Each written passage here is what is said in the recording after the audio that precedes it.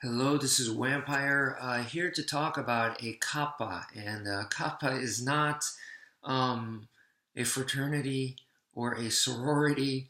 A Kappa is a mythological creature that is very popular in Japan, although I have heard it mentioned in one very famous Chinese story that was written long, long time ago, an ancient story, which is the title is Go West, which you may have heard of it. Go West is the original story or the story that inspired the Dragon Ball manga and anime series. It's about a monkey king who, along with two of his buddies, one of them is a pig monster and the other is a kappa. And the three of them become bodyguards to a priest who needs to travel from, I think it was China all the way to Tibet. So they're there on a crazy adventure, making sure that the priest is going to be okay. So that's the original story. So in it, once again, the kappa is a famous character. In Japan, the kappa is frequently brought up. He's in all kinds of cartoons, TV shows, books, and then when you go to like countryside or temples and stuff, you may see a statue of a kappa. You may see like if you're hiking out in the wilderness, there's like a kappa statue there to protect just people or whatnot. So it's very strong in the culture. Um, but the kappa is kind of I think a lot of people, even though he's very popular, no one believes in the kappa as that it actually exists. I mean, sometimes there's some crazy stuff where they say stuff like they actually saw one and it might come out on the news or something, or somebody may say they have bones or something crazy like that. But that's really along the lines of like the Bigfoot or the chupacabras. I'd say more like the chupacabras because the kappa is a smaller creature. So yes, there is some cryptozoology stuff going on even in modern times. But the kappa is really part of Japanese folklore, and which I'm assuming it came from China. Most of the Japanese culture, most of our stuff comes from China. Um, so I think that's the origin, but like I said, is so popular in Japan that you literally it's not difficult to find them around, just in whatever, whether it's historical stuff or like folklore, mythological stories, or even modern cryptozoology type stuff. Um, so what does the kappa look like? I said he was kind of smaller in stature, like the chupacabras, not like Bigfoot.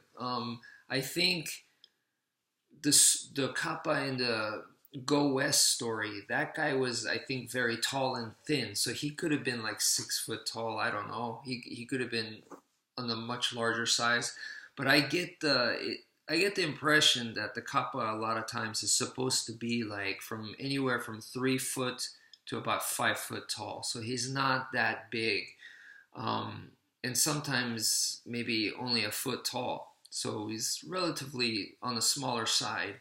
Um, but the one thing they say about him is that he's incredibly strong. So they say that he's aquatic, so he lives in the water, and he's strong enough to drag a horse down and drown it and kill it in the river.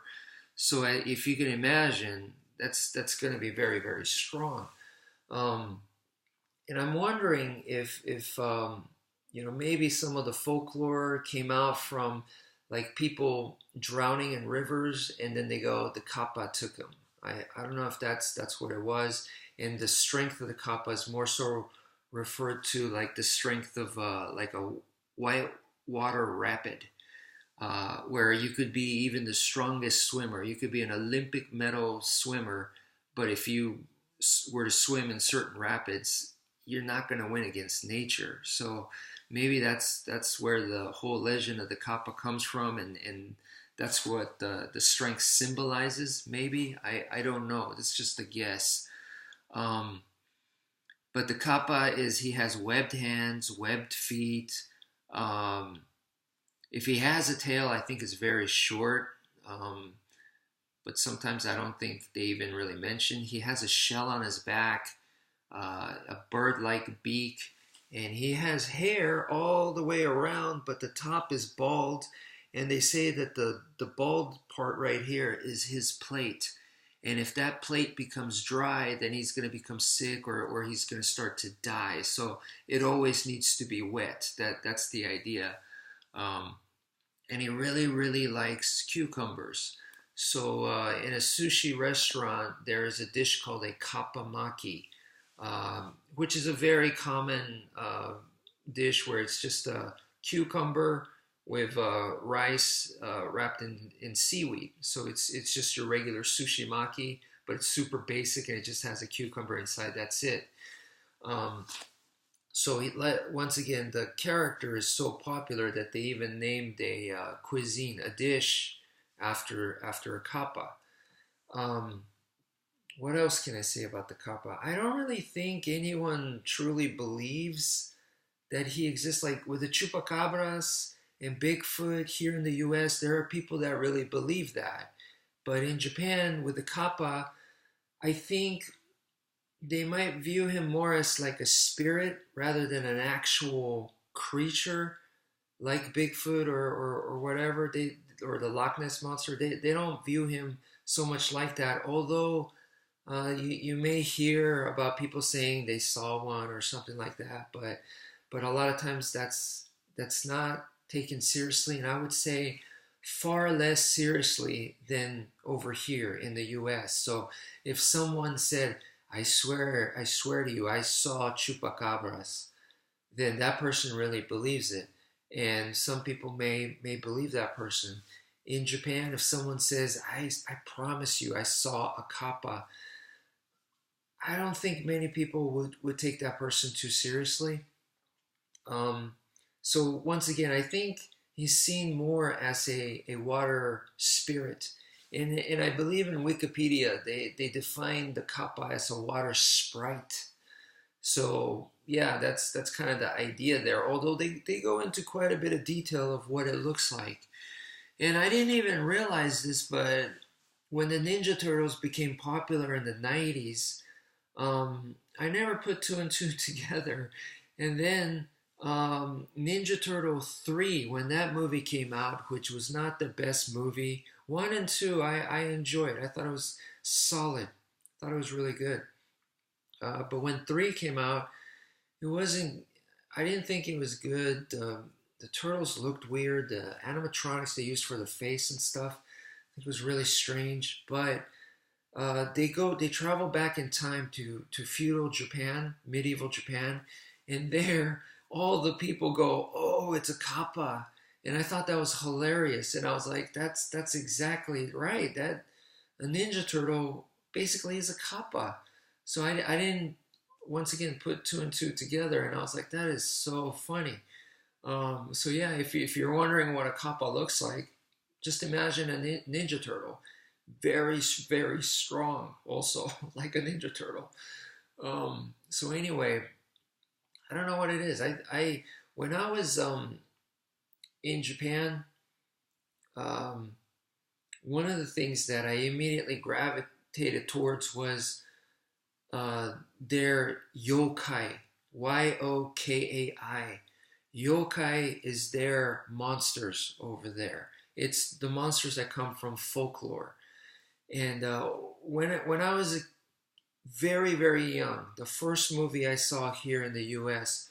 was a Dracula movie, and then the second one was a Frankenstein monster movie. Actually, it was Young Frankenstein, and Dracula was a Love at First Bite. So both of them were comedies, and I thought they were great. I was a kid, so immediately Dracula and Frankenstein were like, I was so into that, and this was under the age of like 5 years old, and I was obsessed with that. I was more into that than I was superheroes.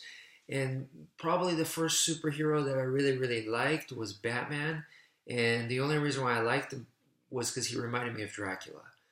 Superman just wasn't really my thing. And Spider-Man maybe is a little creepy, a little bit Halloween, so maybe could like him a little bit. Superman, it was maybe the red cape, but really that was about it. So yeah, I couldn't get into Superman really. But those movies were great in the '80s, and really enjoyed those movies. Watched them over and over. But as far as comic books and stuff, I never got into Superman. So anyway, Dracula, Frankenstein's monster over here, really got into it.